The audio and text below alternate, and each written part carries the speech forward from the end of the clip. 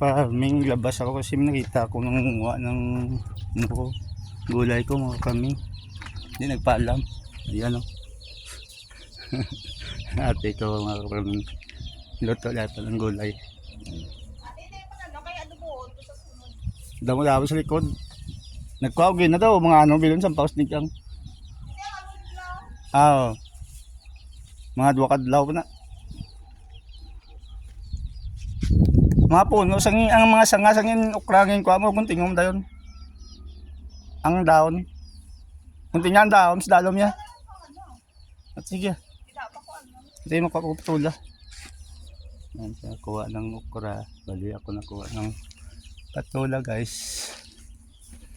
Kuha ako ng patula guys. Mga kaparming ko ako ng patula. Meron akong patula dito na akyat na. Ano, magapang na. Doon lahat ng puno ng kahoy dito. Meron akong ano, akong patula. Ano, patula din. Kaya natalong ako sa pat. Nagdaling ko yun sa Mother Christmas. Okay, nandiyan yung ano. Oh, kahit isa sapat lang din, no? Ay, may tombal diyo? Nang ano na bla, nung sa piper, ano sa? Bagos, ako yung ano ko naman na. Punta ko din okay din patula din diri ko. Tatlo lang bilog apat. Kung wala dito isa gwa eh. Ah, hindi pa pwede. Yes, so. Ilang piraso yun, 5. Yan o. Piraso. Sipag ka lang talaga magtanim.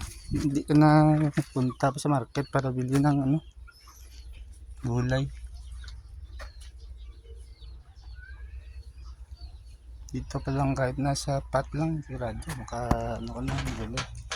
Masipag ka lang talaga. Diba? Agree ba kayo mga farming? Ako nga, isang kamay na lang. Isang kamay lang yun. Isang kamay lang yung magalaw. Pero kapag tanong ako, kapag linis ako ng tinaman. Pasok ako sa kabilang ano, lote. Kuha ako sa luyot. Pero kuha muna ako patula dito. Sukitin ko lang. Sa taas. Sa taas.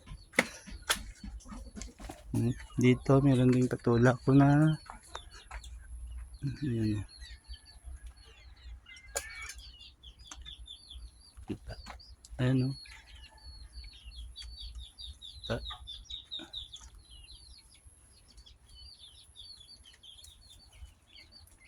Ayan, kita. Doon ba yung patula sa kitin ko? Sa taas.